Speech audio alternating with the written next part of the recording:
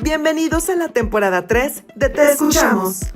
Conoce los testimonios de la campaña Tu voz, tu historia, tu justicia, acompañados de casos reales en donde la justicia federal protegió sus derechos. Escúchanos a través de CJF Informa en Spotify.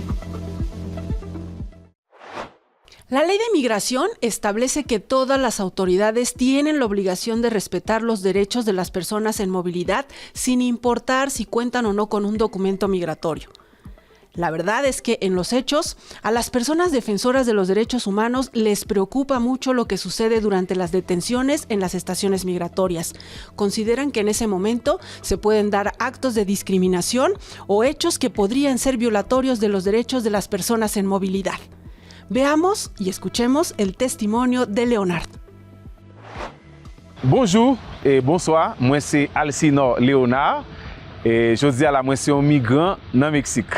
Desde hace años me dedico a la producción de videos profesionales y también a las redes sociales como creador de contenido, youtuber. Investigué mucho sobre México porque siempre me ha llamado la atención conocer México. Como muchos migrantes, crucé la frontera de manera irregular. Para salir de mi país tuve que ir a República Dominicana con una visa. De República Dominicana tomé un vuelo a Nicaragua. De Nicaragua, pues en autobuses, en taxi, pude llegar a la frontera. Entonces de Guatemala ya crucé a través de la frontera Corozal, donde llegué a la primera ciudad que conocí en México, que fue Palenque.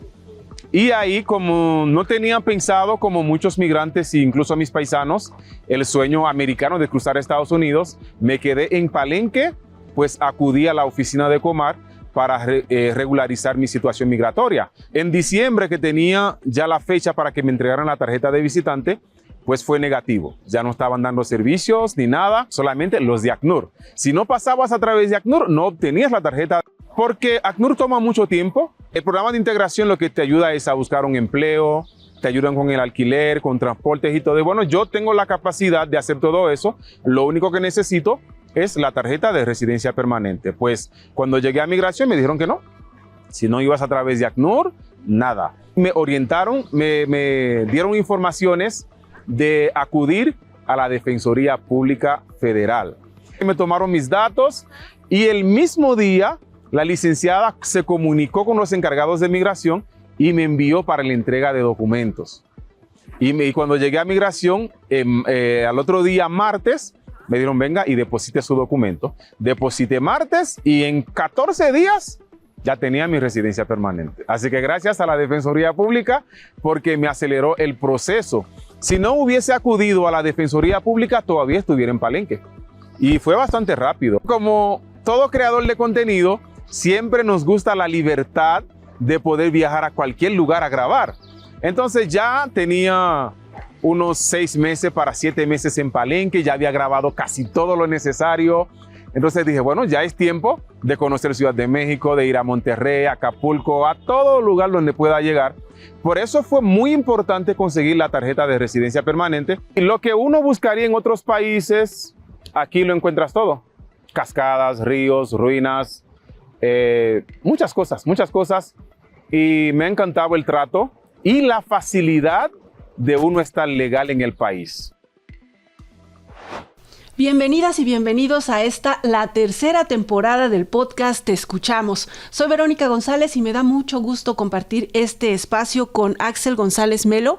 Él es abogado en la Clínica Jurídica para Refugiados de la Universidad Iberoamericana. Axel, bienvenido. Hola, buen día. Muchísimas gracias por esta oportunidad. Un gustazo estar aquí. Gracias a ti por haber aceptado para hablar sobre este tema. Antes de que vayamos al testimonio que nos comparte Leonard, coméntanos desde tu óptica, desde lo que hacen en la clínica jurídica, ¿cuál es la situación actual de las personas en movilidad? Ya no somos un país de paso, cada vez menos, ¿no? Sí, efectivamente. Bueno, primero me gustaría empezar explicando con un breve contexto de cómo ha ido cambiando las realidades de la migración en nuestro país. Bueno, primero México ha sido históricamente un país pues de tránsito para las personas migrantes, eso lo sabemos. Y este fenómeno no es algo nuevo, esto lo hemos visto a lo largo de los años. Pero para comprender la situación de la movilidad humana en México, creo que es necesario considerar el contexto internacional. Y la migración no es un fenómeno aislado, sino al final de cuentas es el resultado de un conjunto de crisis humanitarias que están sucediendo alrededor de todo el mundo. Y estas, debido a estas crisis que se han intensificado a partir de la emergencia mundial por COVID-19, personas de diversas regiones del mundo, como de Asia, de África, de Centroamérica, de Latinoamérica, vemos muchas personas de esas regiones, se ven forzadas a huir de sus países y por delincuencia, situaciones de violencia, ¿no? Sí, en muchos casos. Por pobreza, por falta de oportunidades, y al final de cuentas muchas de estas personas se ven en la necesidad, ya no digamos que salen de forma voluntaria, sino es una situación forzosa, sus salidas. Y estos fenómenos han tenido un gran impacto en nuestro país, sobre todo en las políticas migratorias. Y un ejemplo tan solo de esto, del impacto que han tenido las migraciones en nuestro país, es que pues los flujos migratorios han ido incrementando a partir de 2020. Les pongo un ejemplo. En 2020 se registraron tan solo 41,000 solicitudes de asilo en México aproximadamente. Y después de 2021 a 2023, el número de solicitudes han superado las 100,000. Entonces es un reflejo de cómo ha ido aumentando la migración en nuestro país y debido al contexto que menciono, de las crisis humanitarias que existen. Y también de quienes están en movilidad, porque en un principio, como mencionabas, pues quizás era la mayoría hombres, ¿no? Varones que iban a trabajar y de repente ya es toda la familia, niños que viajan solos.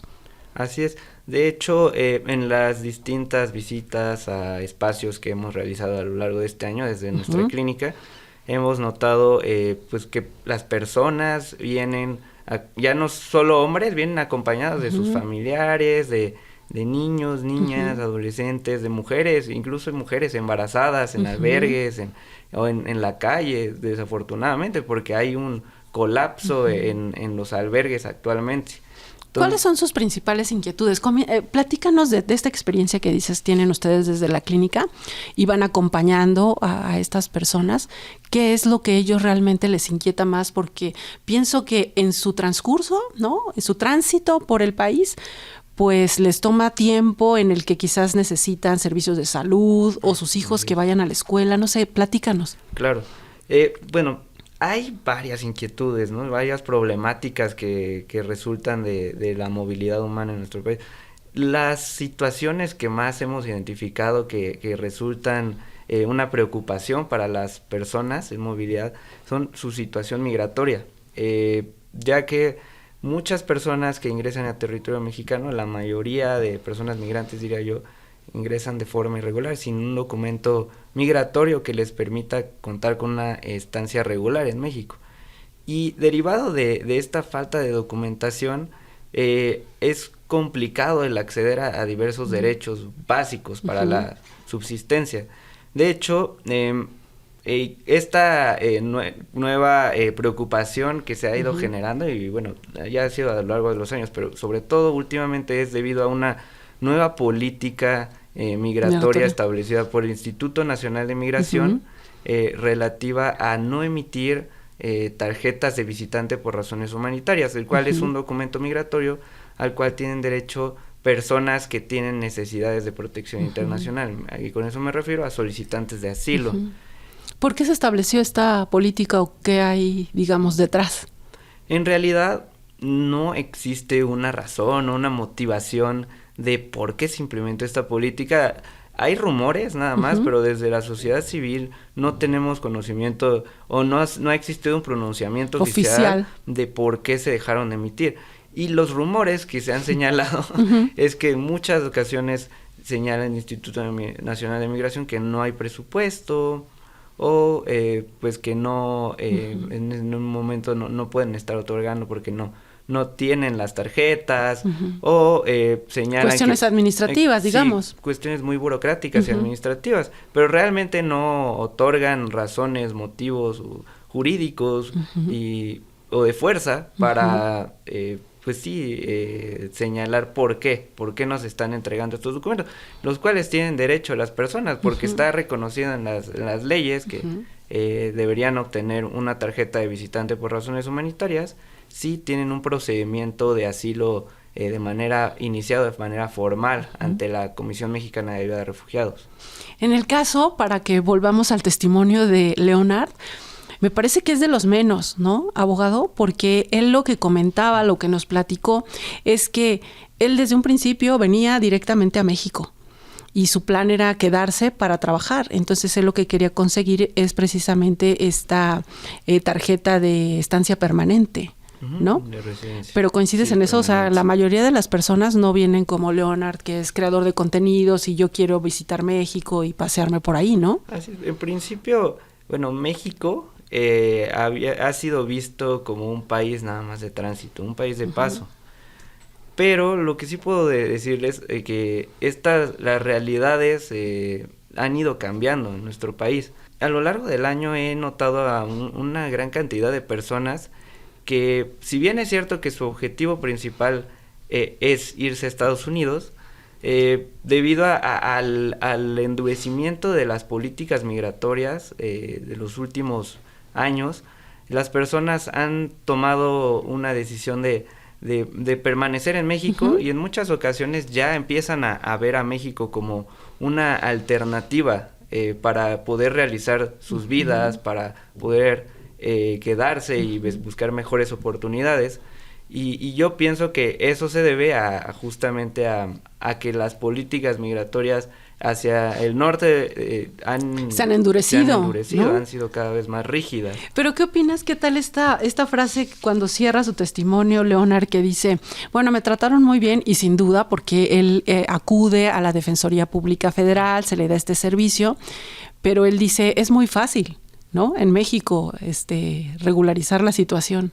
Yo creo que en su caso, posiblemente a él se le hizo fácil obtener un documento porque tuvo apoyo o ayuda de un organismo internacional como es ACNUR y de abogados en la Defensoría Pública, es decir, tuvo una representación legal. Sin embargo, yo diría que la mayoría de las personas que se encuentran actualmente en territorio mexicano no tienen un apoyo jurídico, un abogado que les permita agilizar o hacer valer sus derechos en nuestro país. Y yo resaltaría más bien la importancia de contar con asesoría y representación legal, porque de lo contrario es muy difícil materializar los derechos de las personas migrantes y las personas en movilidad humana en nuestro país. Es posible que eso haya sido uno de los factores. Lo que hizo que él tuviera esta buena impresión, ¿no? Sí. Y en los últimos años justo la Defensoría Pública Federal junto con organizaciones de la sociedad civil, incluso con la clínica, han trabajado de la mano justo para irse apoyando en la representación de estas personas. No sé si te venga a la mente algún caso. Habíamos platicado justo cuando planeábamos la entrevista de un hombre palestino, ¿no? Así Cuéntanos. Es. Claro, bueno, pues de hecho, desde la clínica, me gustaría platicarles algunos casos que hemos llevado también. Desde la clínica hemos llevado algunos litigios que lo ha conocido la Suprema Corte de Justicia de la Nación. Por ejemplo, en el amparo en revisión 114/2020, fue un caso que llevamos desde la clínica representando a varias personas solicitantes de asilo que en su momento no tenían acceso a un documento, el documento llamado CURP, el cual es indispensable para el acceso a diversos, servicios que ofrece la Administración Pública del Estado. En dicho amparo, lo que reclamamos es que en la ley de migración no se reconocía el derecho a obtener una CURP a las personas solicitantes de asilo y a las personas sobre todo que tienen una condición de visitantes en nuestro país, a diferencia de que en su momento a los residentes temporales y permanentes, ellos sí. sí se les otorgaba la CURP. Y al final de cuentas, pues los dos tenían, en las dos condiciones existen situaciones similares, materialmente similares. Claro. También residen en nuestro país las personas visitantes, simplemente es un nombre, como lo cataloga la ley de migración. Así que consideramos que existía una discriminación normativa al excluir a estas personas, así que este caso llegó a la Suprema Corte y derivado de este amparo, las personas que cuentan con una tarjeta de visitante actualmente pueden obtener una CURP, la cual se las otorga, por ejemplo, la Comar cuando inician procedimientos de asilo, cual es muy, muy importante para el acceso a derechos. También hablando de algunas pues colaboraciones que hemos realizado en la clínica, justamente recientemente la clínica obtuvo mayoría de votos en el amparo en revisión 459/2024, a través del cual se ordena por parte de la segunda sala de la Suprema Corte de Justicia de la Nación la creación de un registro nacional de detenciones para personas migrantes. Eso es algo muy importante. Es sumamente importante. De hecho, esa obligación ya estaba previamente establecida en la ley de registro de pero no se hacía, detenciones, ¿no? Pero no se hacía. Desde 2019 la ley había establecido esa obligación y no se había pues materializado ese registro. ¿Por qué es tan importante? ¿Para qué sirve? Sí, pues esa sentencia será muy importante para el acceso a la justicia de personas migrantes, debido a que actualmente pues no existe este registro. ¿Y qué pasa o qué ocasionaba? Eso permitía que el INM violara las garantías del debido proceso en procedimientos migratorios, sobre todo de detención y de deportación. Entonces, a partir de esta sentencia, de esta resolución, será muy importante para que las personas puedan acceder a sus derechos durante los procedimientos de detención y de deportación. Particularmente el objetivo de ese registro es evitar que el Instituto Nacional de Migración continúe incomunicando a las personas, realice detenciones prolongadas e indeterminadas en muchas ocasiones. Sobre este punto del tiempo que pueden estar detenidos, ¿no? Porque pues, si están detenidos o en las estaciones migratorias, también hay un amparo que incluso le llamaron amparo modelo, ¿no? Y en ese creo que va la Defensoría Pública en el sentido, y llega a la Corte y la Corte dice, no pueden estar las personas más de 36 horas, ¿verdad? ¿Es correcto? Y creo que eso ha sido también, como los criterios que señalas, pues muy importante para las personas en movilidad. Sí, creo que uno de los casos más paradigmáticos en materia de movilidad humana que se han dado en los últimos años justamente es el caso que llevó la Defensoría, el amparo en revisión 388/2022, en el cual la Suprema Corte determinó la inconstitucionalidad del artículo 111 de la Ley de Migración, el cual establecía que las personas migrantes podían estar en condiciones de detención de entre 15 días hábiles hasta 60 días hábiles. E incluso privadas de su libertad, privadas ¿no? de su libertad, exactamente. Y incluso en ocasiones permitían detenciones indefinidas. ¿Por qué? Porque estableció un supuesto en el que si la persona migrante presentaba un medio de defensa, por ejemplo un amparo, la persona solo podría ponerse en libertad en tanto fuera resuelto el caso, imagínate, su juicio, ¿no? Su medio de defensa. Que podía durar meses. Podía durar meses, eso era una detención indefinida, lo cual obviamente es contrario al artículo 21 de nuestra Constitución, que establece un periodo máximo de detención de 36 horas para detenciones de carácter administrativo, las cuales incluyen obviamente las detenciones migratorias. Entonces, fue muy importante ese caso porque la Corte se pronunció sobre la inconstitucionalidad de ese artículo y a partir de eso, en la práctica, efectivamente, el Instituto Nacional de Migración ya no puede retener por más de ese plazo a las personas. Sin embargo, lo que habíamos notado en los últimos meses es que Migración siempre busca saltarse la ley de alguna forma. Y lo que estaba haciendo es que, al no existir este registro nacional de detenciones migratorias, las personas no saben dónde están, no conoce su paradero, están incomunicadas. Y como no sabes su situación, migración puede hacer lo que quiera con ellas. Y entonces no les inicia formalmente un procedimiento y las traslada sin iniciar ningún procedimiento formal a otras estaciones migratorias alrededor del país. Entonces, nunca inicia el procedimiento de forma legal y no transcurre el plazo de las 36 horas. Así que, en la práctica, continúan existiendo detenciones superiores. Y ahí están faltando a esta obligación todas estas autoridades que mencionas, porque ellos también están obligados a proteger los derechos de las personas, ¿no? Así. A todas las personas. Mencionaba al inicio de esta charla cómo la ley de migración establece que aunque no tengan ningún documento migratorio, ellos tienen derechos y las autoridades se los tienen que respetar. Estamos viviendo un tiempo, o vamos a vivir un tiempo mucho más complejo en materia de migración, por las políticas que establezcan pues Estados Unidos, más la cantidad de personas que quieran transitar por el país, ¿no? Como dices, está aumentando. Ahí tú, ¿cómo le dirías a las personas que se acerquen, que busquen los servicios de asesoría jurídica, ¿no? Porque como bien dices, solos es complicado que puedan obtener estos papeles.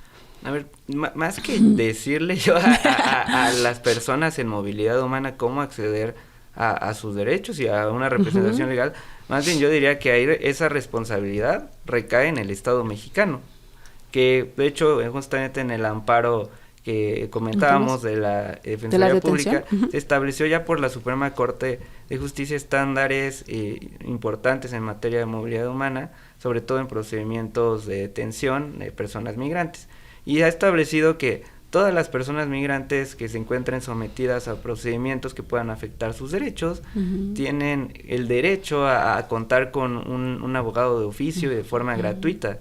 Entonces, es decir, y esto no solo porque lo diga la Suprema Corte, es un derecho que está previsto ya tanto en la legislación nacional como en la legislación internacional. Entonces, más bien a mí me parece que es obligación del Estado mexicano promover una política nueva en la que se dé información adecuada a las personas que transitan en territorio mexicano a través de el Instituto Nacional de Migración y de la Comar, y que se les garanticen de manera oficiosa pues abogados, personas que puedan representar sus casos, que en la práctica vemos y pues no, las personas no tienen acceso a orientación jurídica. De hecho, la clínica lo que hace justamente por eso es acudir a estos espacios, albergues, a campamentos, a justamente orientar de forma directa a las personas, porque el Estado mexicano no está proporcionándoles esta atención. Y hubo un tiempo que incluso no les daban acceso, ¿no? Ni a la Defensoría Pública, ni a los abogados de las organizaciones civiles para justamente poder entrevistarse.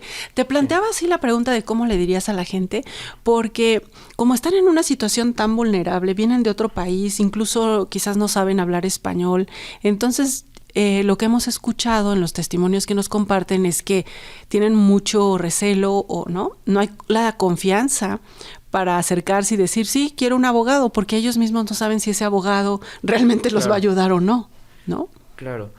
Entiendo totalmente la desconfianza, que eso también lo ha generado pues la cultura Entonces, todo lo violatoria que han vivido, ¿no? de derechos humanos en contra de las personas migrantes en nuestro país, que es parte de también la situación de vulnerabilidad que viven. Y eso, pues sí, es verdad que hemos notado que muchas personas tienen desconfianza de las autoridades. ¿Por qué? Porque durante el tránsito hay muchas personas a las que son víctimas de delitos graves en nuestro país, y cuando llegan aquí al centro de nuestro país, a la Ciudad de México, ya llegan con una gran desconfianza de las autoridades. Así que pues yo lo que incitaría es a que pues se modifique la forma en que se conduce en la práctica la Comar y el Instituto Nacional de Migración. Creo que es el primer paso para cambiar también la mentalidad de las personas al buscar aproximarse a un servicio público del Estado mexicano. Y bueno, pues prácticamente las organizaciones de la sociedad civil nos hemos encargado de esa labor, de darles orientación representación legal a estas personas que no cuentan con ningún apoyo. Y yo creo que ahí es el primer contacto, porque finalmente tienen esa confianza de que vienes de la sociedad civil y no de una institución. Y seguramente vendrán nuevas políticas y mucho que comentar a partir de este nuevo gobierno de Donald Trump. Entonces, seguramente van a cambiar también las políticas en nuestro país.